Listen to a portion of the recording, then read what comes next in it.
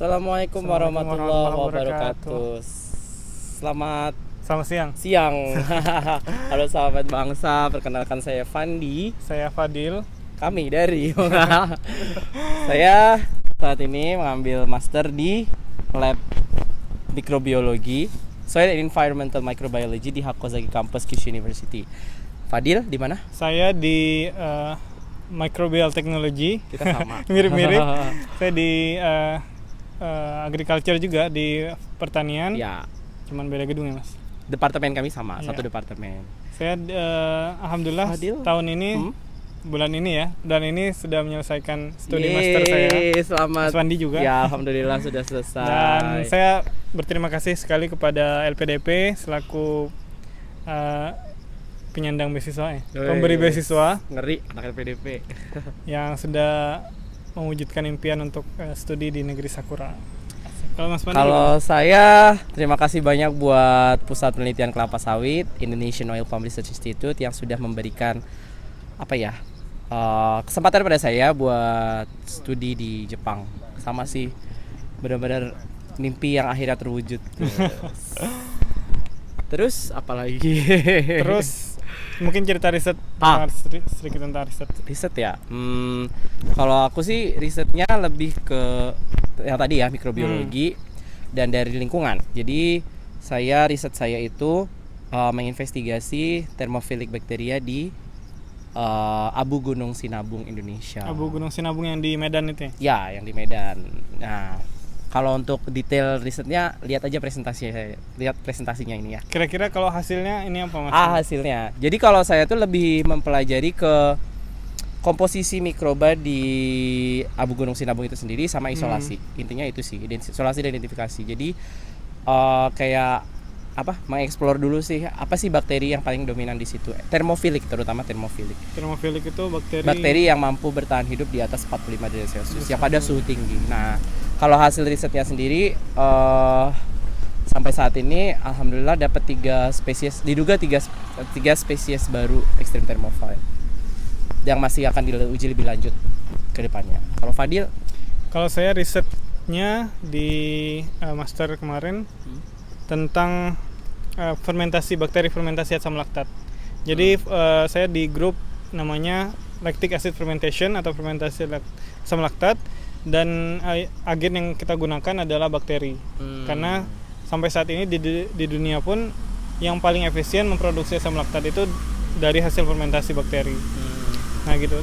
Terus gimana caranya bakteri yang kita punya ini, misalnya kemampuannya udah maksimal banget, misalnya 8 lah, dari 10 misalnya. Gimana caranya kita agar naikin kemampuan untuk bakteri ini memproduksi asam laktat itu jadi 9 atau 10 gitu.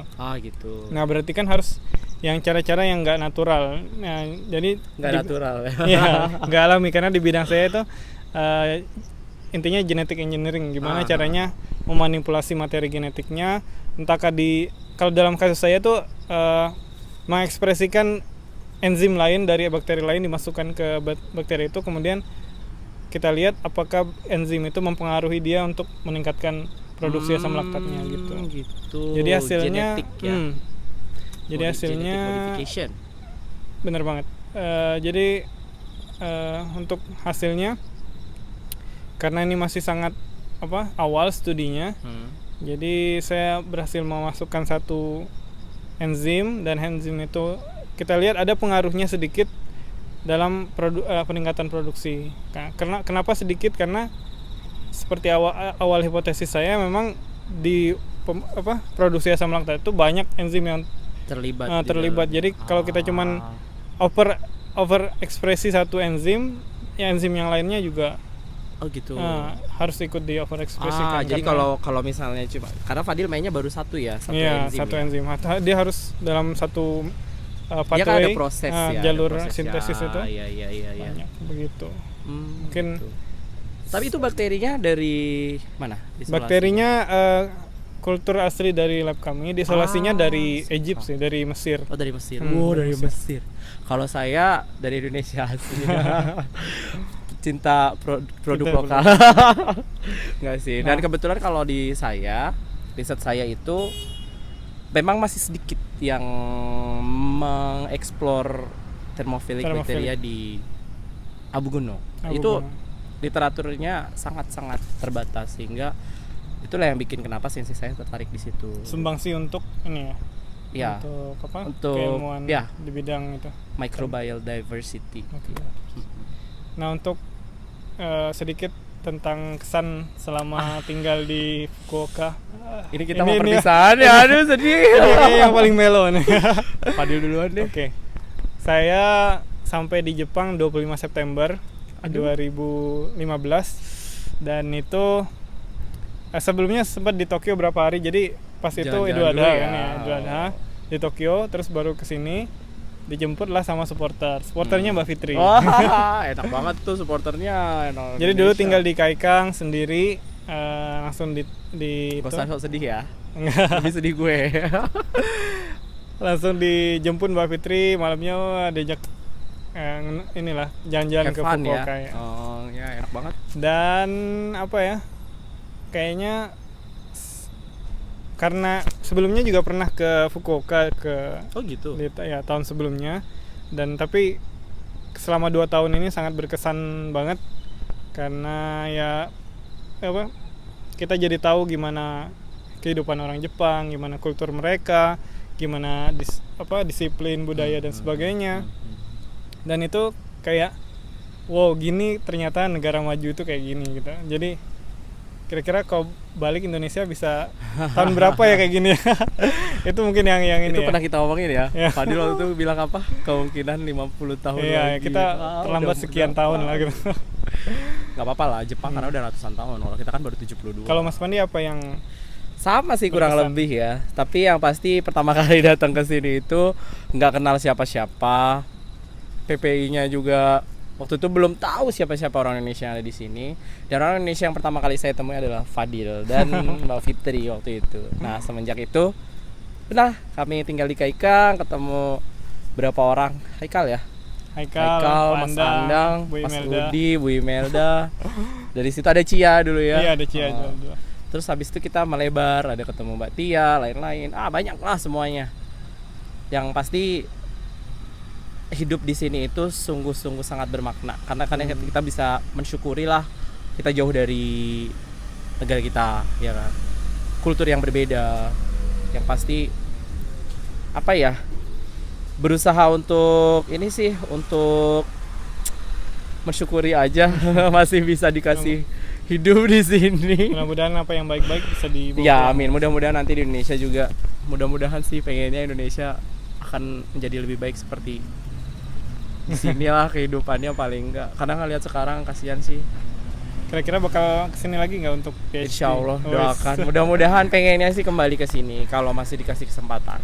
Kalau Kalau Fadil kalau ini kan tadi soal pengalaman nih. Ah. Kalau aku insya Allah kalau ada kesempatan bareng kita pasti- ya bro. Kalau tentang Fukuoka sendiri, kotanya. Gimana? Kotanya bagus banget tuh kan. Fukuoka tuh nyaman banget. Dia kota besar tapi nyaman banget buat hidup.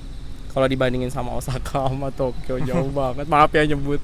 Tapi memang iya bersih banget. Itu yang salut, tempatnya bersih.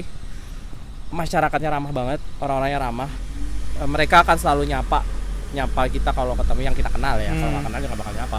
Cuma saya mereka nyapa, toleransinya tinggi. Itu yang saya salut di sini. Sama tetangga aja, walaupun berisik sampai jam 12 malam, tetap aja mereka daijoubu desu. Tapi ada juga ya yang komplain. Tapi ada juga ya di rumah Mrs. X gitu kan, digedor-gedor dari bawah Iya. gitu. Fadil. Dan iya sih, kotanya nggak terlalu rame, Mm-mm. tapi nggak terlalu kampung juga. Iya, Maksudnya nggak terlalu ya kampung. kota, disebut kota juga kota. Itu tadi kota besar kan.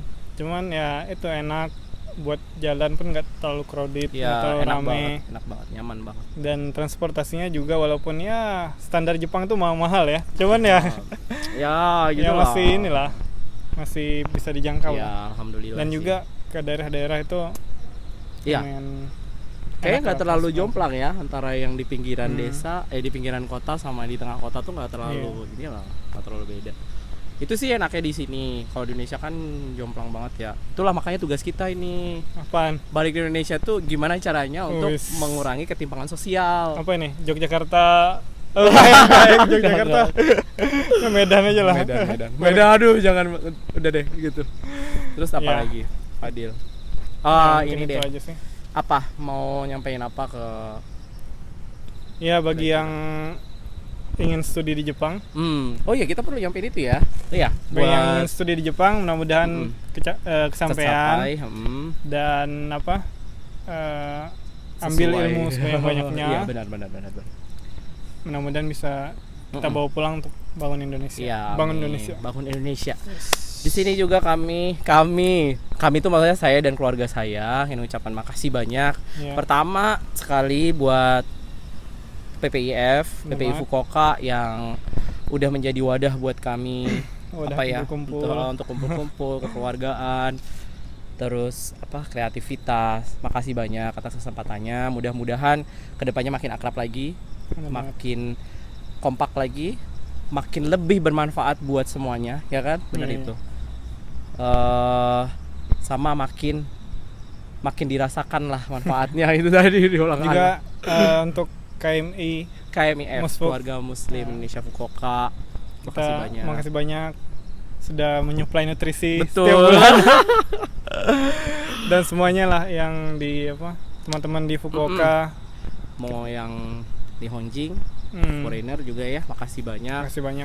atas kesan yang sudah Kesan- diberikan kesan yang selama sangat berkesan. ini. Ya, Kesan- kesan yang sangat berkesan.